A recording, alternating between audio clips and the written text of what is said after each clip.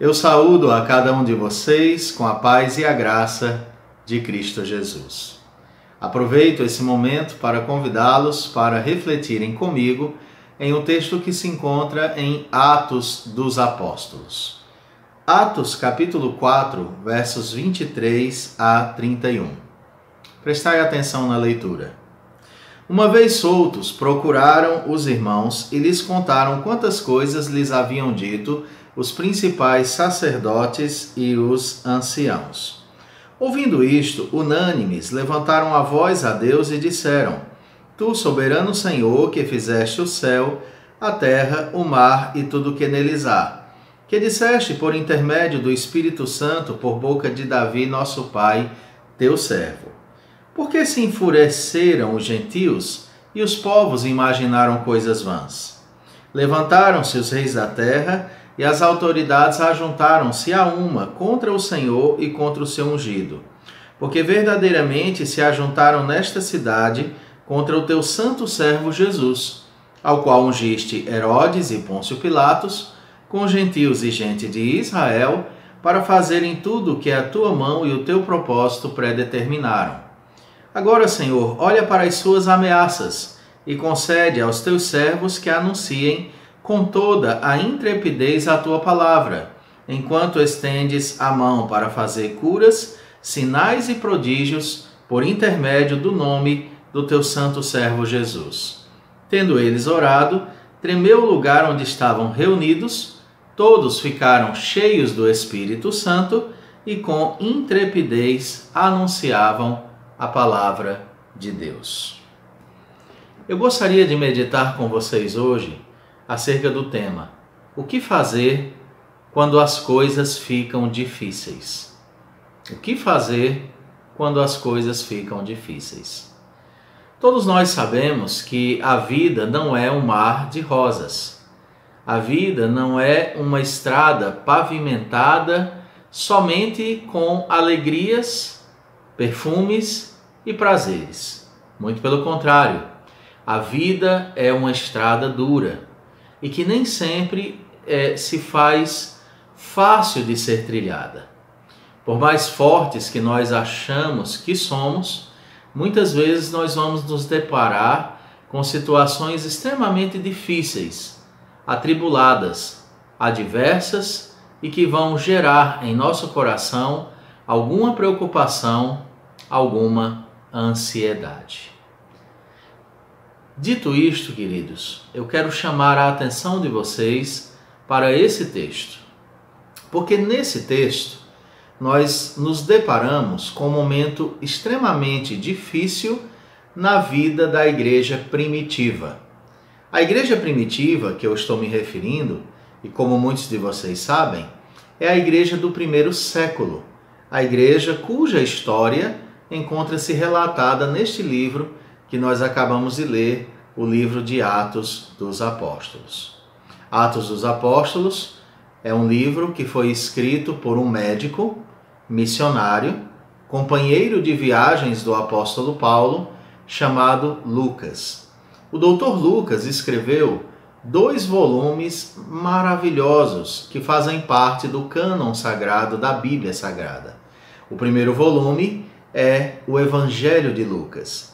Nesse Evangelho, Lucas nos fala acerca de Jesus e nos conta a história do Filho de Deus que andou entre nós, operou grandes coisas, sendo que a maior delas é dar a sua vida em resgate da nossa e ressuscitar, subindo aos céus, para iniciar o seu reino nesta terra, para a honra e a glória do nome do Senhor.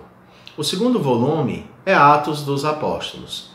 Ele leva esse nome porque nos conta a história dos apóstolos, a história da igreja primitiva. Alguns estudiosos vão preferir chamá-lo de Atos do Espírito Santo. Nenhum problema quanto a isso, porque o Espírito Santo é mencionado 52 vezes em todo o livro de Atos, e todas as coisas que acontecem nesse livro, os grandes momentos, são geridos ali pela pessoa do Espírito Santo.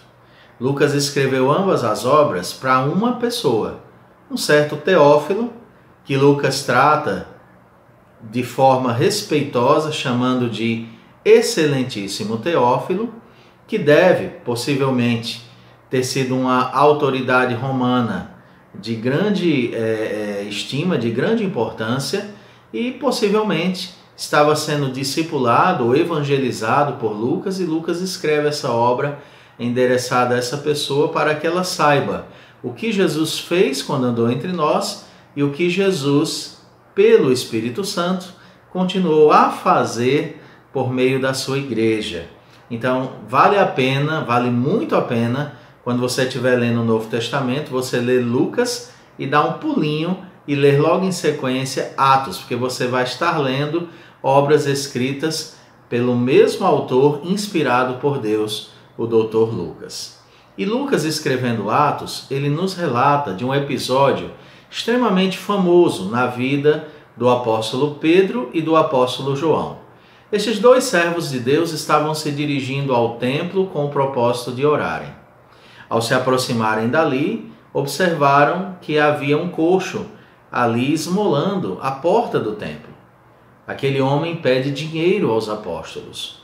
Pedro fita o olhar naquele homem e diz a sua célebre frase: "Nós não temos prata nem ouro, mas o que temos, isto te damos. Levanta e anda em nome de Jesus." E o que acontece, queridos, é que aquele homem ele é curado. De um salto, ele se coloca em pé e ele começa então a glorificar o nome do nosso Senhor e Salvador Jesus Cristo. Aquilo atrai a atenção das pessoas e muitos se chegam ali a ele para saber o que estava acontecendo. Aquele movimento faz com que pessoas cerquem ali e logo percebem que Pedro e João estão dando glória a Jesus, dizendo que foi Jesus que curou aquele homem. Foi no nome de Jesus que aquele homem foi curado. Esses irmãos queridos são levados perante as autoridades e ali eles mantêm firmes a sua confissão de fé, dizendo que creem no nome do Senhor e Salvador Jesus Cristo. Aí, após serem humilhados e após serem ameaçados de que não deveriam pregar no nome de Jesus, eles são finalmente soltos. E uma vez soltos, eles são levados, aliás, eles se dirigem até onde a igreja estava reunida. Onde a igreja do primeiro século se reunia. Muitas vezes eles iam ao templo para orar, como Pedro e João estavam indo, mas o lugar de culto daquela igreja eram as casas. Vejam vocês, eram os lares. Aquela igreja se reunia em lares mais espaçosos, lares que preferencialmente possuíam cenáculos. Esses cenáculos eram o primeiro andar daquelas casas, que se tornava espaçoso e ali eles podiam reunir uma pequena comunidade. Quando eu digo pequena, é que ali eles podiam reunir cerca de 100 irmãos, 50 irmãos, 80 irmãos e assim por diante. E então eles se dirigem a um local onde a igreja estava reunida. E ao fazer isso, se dá o texto que está agora diante dos nossos olhos. Eles passaram um momento de aflição. E nesse momento de aflição, de provas, de perseguição, de labutas ali espirituais, eles tomam então 3 atitudes que saltam à nossa vista nesse texto. A primeira, meus amados, dessas 3 atitudes é justamente procurarem os irmãos para compartilhar o que estava acontecendo. Se você olhar o texto, ele diz isso com muita clareza. Uma vez soltos, procuraram os irmãos e lhes contaram quantas coisas lhes haviam dito os principais sacerdotes e os anciãos. A primeira postura dos nossos irmãos foi de procurarem os demais irmãos e compartilharem a situação que eles ali vivenciaram. Queridos, nós precisamos aprender com esse exemplo. Aqui há muita lição para a nossa vida, já nesse verso 23. A primeira que me chama a atenção e eu compartilho com vocês é que eles procuraram a igreja para compartilhar suas lutas.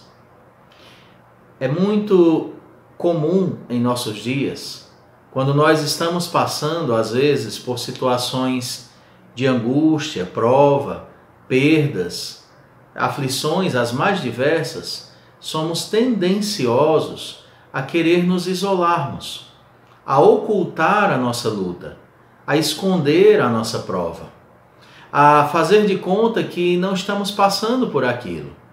Temos receio de compartilhar aquilo que está causando luta no nosso coração ou na nossa vida. E aí nós acabamos armazenando dentro de nós uma carga muito pesada de angústia e aflições. Aqueles apóstolos, aqueles irmãos queridos não fizeram assim. Quando eles foram soltos, eles poderiam ter pensado em fugir dali. Os tempos estavam difíceis. Eles poderiam ter ficado com vergonha de terem sido perseguidos pelo Evangelho, mas não. Corajosamente eles vão até os irmãos e dizem: olha pessoal, nós passamos por uma grande luta, uma grande prova, aconteceu de tal maneira conosco e agora nós estamos soltos. Tem se levantado, queridos irmãos, uma grande perseguição sobre a nossa vida. Nas tuas provas, o que você faz? Talvez antes desse período de quarentena pelo qual nós estamos passando, você já estava em uma certa quarentena em relação à sua igreja. Talvez você tenha abandonado o culto já faz um bom tempo. Talvez você se arvorou de vários motivos, de coisas que não lhe agradaram na casa de Deus, de erros que você possa ter testemunhado, e então você resolveu se afastar. Talvez você tenha se entregue a alguns pecados. Talvez os cuidados desta vida, a fascinação das riquezas, tenha sufocado a palavra em você. Chegou um momento que você não teve mais tempo para a igreja, ou não quis mais ter tempo para a igreja. Talvez você esteja no rol daqueles cristãos que quando chega o domingo, ao invés de ansiarem pela casa de Deus, anseiam pela sua chácara, por um passeio, por uma ida no sítio. Tudo errado. Devem estar na casa de Deus. A primeira coisa que você deve fazer nas suas aflições é procurar os irmãos e compartilhar as suas lutas com eles. A segunda lição que eu extraio desse texto é que os fardos não nos são dados para levarmos sozinhos. Nós precisamos aprender a compartilhar o que está acontecendo conosco. Não podemos compartilhar com todo mundo. Talvez não podemos compartilhar certas coisas que são muito pessoais e que estão sendo tratadas só entre nós e Deus. Mas outras tantas vezes nós temos que compartilhar sim. Abrir o coração, apresentar a causa, compartilhar. Compartilhe. Compartilhe com a sua família na fé. Conte a eles o que está acontecendo.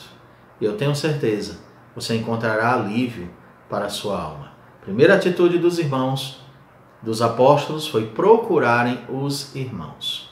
A segunda atitude, que toma grande parte do texto, é orar. Essa é a segunda grande atitude. Aqueles irmãos oraram. Se tem algo que você e eu não podemos deixar de fazer jamais, é orar. Quando nós oramos, nós colocamos a causa diante de Deus. Quando nós oramos, nós demonstramos a nossa plena confiança no Senhor. Quando nós oramos, nós dizemos: Deus, eu dependo de Ti. Quando nós oramos, nós estamos dizendo: Senhor, eu preciso de Ti. E aquela igreja resolve orar. E a oração daquela igreja, aquela oração nos ensina muitas coisas. Uma delas é que eles oraram confiantes no Deus soberano. Veja o texto que maravilhoso. Ouvindo isto, unânimes, levantaram a voz a Deus e disseram: Tu, soberano Senhor, que fizeste o céu, a terra, o mar e tudo que neles há. Veja como eles começam a oração. Eles começam adorando a Deus. Eles começam reconhecendo uma das mais gloriosas verdades sobre Deus, que Ele é soberano, que Ele é criador. Tudo que existe foi feito por Ele. Ele é o dono de todas as coisas. Tudo que há no mundo pertence a Ele. Os homens são meros mordomos, a quem Ele confiou as coisas, a quem Ele confiou autoridade, a quem Ele confiou bens, a quem Ele confiou dons e talentos, mas o dono de todas as coisas é Ele. Não devemos jamais esquecer disso. E os discípulos estão naquele momento de grande dor, de perseguição e prova, mas eles não se esquecem que o Deus a quem eles servem é um Deus soberano. Se você não crer que Deus está no controle de todas as coisas, você será assaltado pela angústia e pela tormenta. Você precisa confiar que os fios de cabelo da tua cabeça estão todos contados pelo Senhor. Você precisa entender que agindo Ele, ninguém pode impedir e que tudo está diante dos olhos de Deus.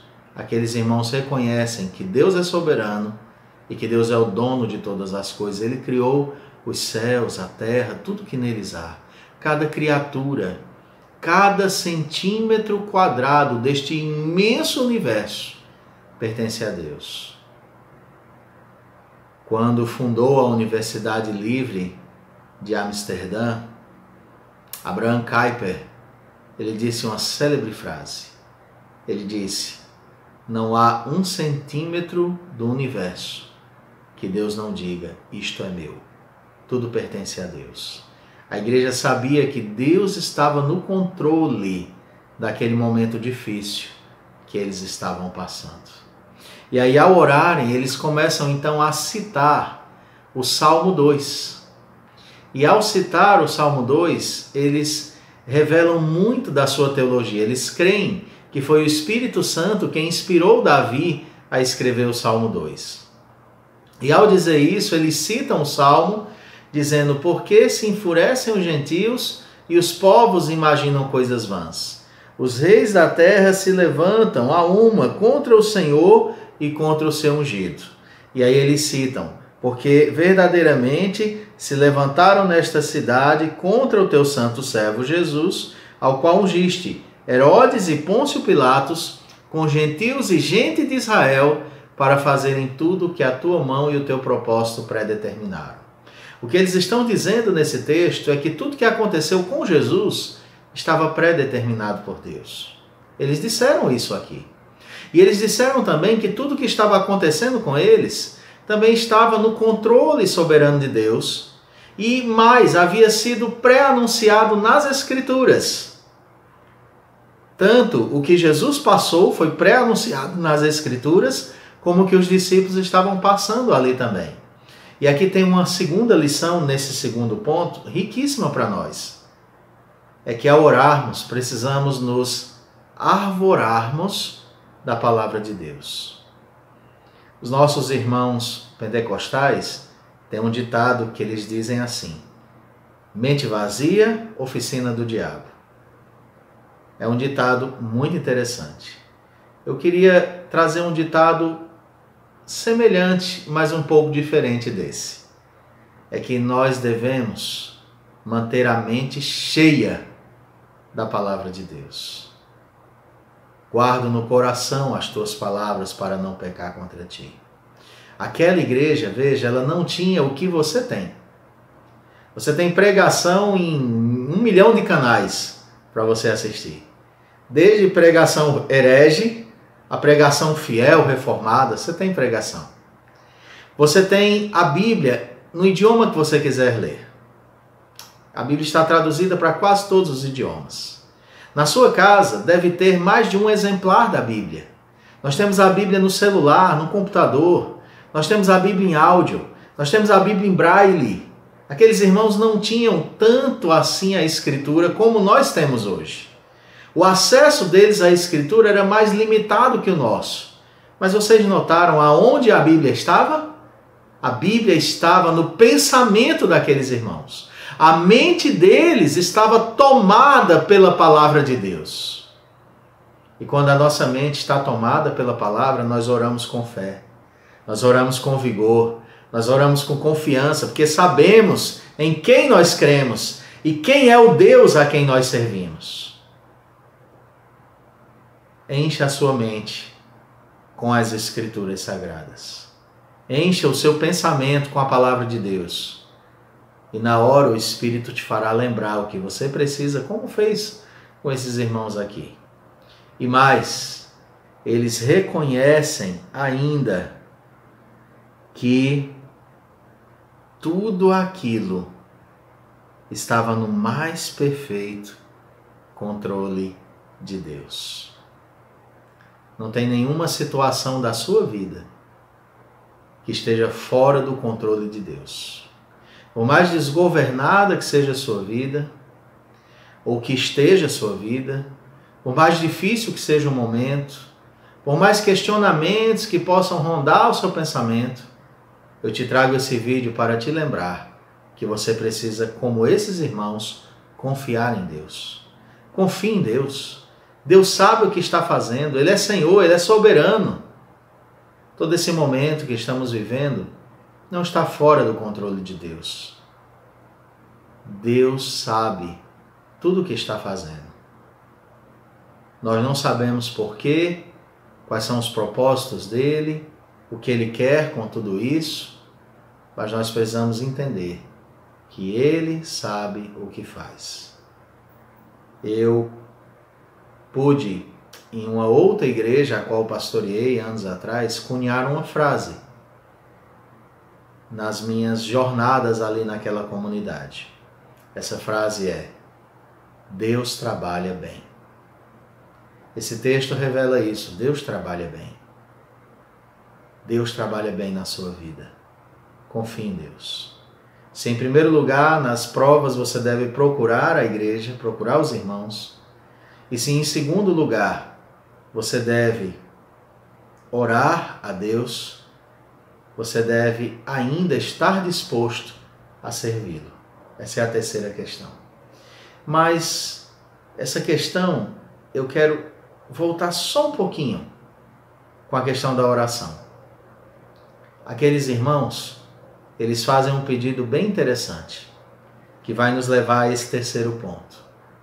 Em vez de pedir, Senhor, alivie as perseguições, em vez de pedir, Senhor, nos proteja, e não havia nada de errado em pedir isso, mas eles oram dizendo, Senhor, olha para as ameaças deles, mas veja o que eles pedem.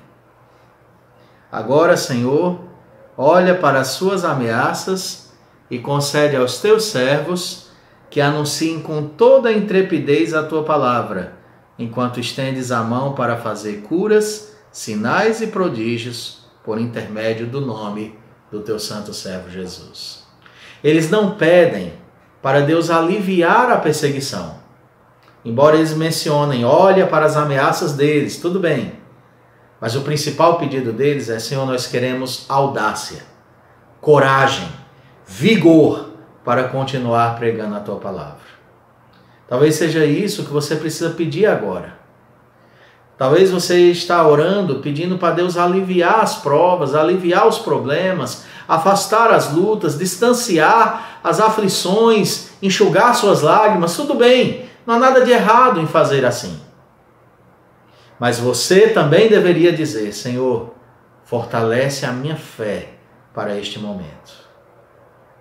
O mundo está vivendo um momento doloroso, difícil.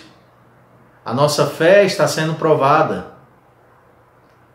Algumas pessoas estão sendo intensamente provadas. Estamos impedidos, nesse momento, de ir aos templos para adorar, não por questões de decretos, mas por questões de saúde, por questões de responsabilidade humana. Mas estamos adorando a Deus em nossas casas. O culto no templo se transformou em dezenas de cultos nas casas das nossas igrejas. Estamos orando. E talvez você esteja se sentindo ultimamente confuso, preocupado, angustiado? Não sei. Você sabe. Mas você deveria dizer: Senhor, eu quero coragem para continuar falando o teu nome, testemunhando de ti, pregando a tua palavra. Eles pedem, nos dê condições. Eles dizem assim: Senhor, nos dê intrepidez para anunciarmos o teu nome. Eles sabem que quem cura não são eles. Não são eles que operam os milagres. Eles são canais ali. Mas a obra, a graça, o poder é de Deus. É Deus quem realiza a obra do Senhor. Nós só somos instrumentos em suas mãos. Ele diz: Senhor, nos dê ousadia para pregar enquanto tu fazes a obra, enquanto tu estendes curas, sinais, prodígios, enquanto o Senhor faz a obra, nós queremos pregar a palavra. E aí é interessante que aquela oração foi respondida assim, olha, full time, rapidamente, no estalar de dedos. Diz o último verso, o 31, que é o que estamos expondo. Tendo eles orado, vejam vocês, tremeu o lugar onde estavam reunidos, todos ficaram cheios do Espírito Santo. E aí o que eles fizeram? Eu vejo tanta coisa sobre ser cheio do Espírito Santo, né? Mas aqui olha o resultado. Eles pregaram a palavra. Uma igreja cheia do Espírito Santo, uma vida cheia do Espírito Santo, é uma vida proclamadora do Evangelho de Cristo Jesus. E aí eles, com toda a intrepidez, anunciavam a palavra de Deus. O resultado vem logo a seguir, no verso 32. Da multidão dos que creram, era um o coração e a alma. Se nós nos colocarmos na mão de Deus, piedosamente, sinceramente, unidos às Escrituras, o Senhor nos usará para fazer a sua obra. O que está acontecendo com você? Qual o momento pelo qual você está passando agora? O que tem trazido aflição e preocupação ao seu coração? Não sei. Mas compartilhe isso com irmãos confiáveis e piedosos. Ore na total dependência de Deus e peça que o Senhor te faça instrumento seu na sua obra. É isso que nós precisamos fazer. Esse é o conselho que eu deixo para você através desse vídeo. O que fazer quando as coisas ficam difíceis? Compartilhar, orar, agir. Tudo na dependência de Deus. Desejo orar por sua vida agora. Senhor, eu quero pedir por essa pessoa que está agora assistindo esse vídeo. Quero pedir por estes outros que estão aqui também assistindo essa palavra, reunidos, talvez na sala de casa, talvez enquanto vão de ônibus ao seu trabalho em alguma capital do nosso país. Aqueles que estão agora se preparando para dormir e sem sono resolveram acessar esse canal, estão ouvindo esse vídeo. Minha oração é que a tua graça os alcance, que a tua graça os abençoe, que o Senhor os transforme e os aproxime cada vez mais de si, Senhor. Eu agradeço a Ti pelo rico privilégio de ter esse recurso para falar ao coração das pessoas que me assistem nesse momento. E eu quero pedir que a Tua palavra penetre suas vidas e o Senhor produza transformações. Louvado, exaltado e glorificado seja o Teu santo nome. Em nome de Jesus. Amém. Se você gostou desse vídeo, não deixe de divulgá-lo. Espalhe essa boa notícia. Mande para um amigo que, assim como você, estava precisando dessa palavra. Mande para aquela sua vizinha, aquela colega de trabalho. faça isso. Se você não é um inscrito nesse canal e desejar, se inscreva. Isso nos ajudará a podermos transmitir ao vivo as nossas mensagens. É uma ajuda que você nos dá. E espalhe a boa notícia do Evangelho. Eu me chamo Pastor Kennedy, sou pastor aqui no interior do Ceará, na Igreja Presbiteriana do Brasil, em Acopiara. E é um imenso prazer e uma grande honra estar agora me dirigindo a você. Que o Senhor abençoe profundamente a sua vida. E se você desejar entrar em contato de alguma forma, pedir orações, estamos ao seu dispor. É só deixar uma mensagem aí que nós vamos te responder. Deus abençoe ricamente sua vida e sua família. Um abraço.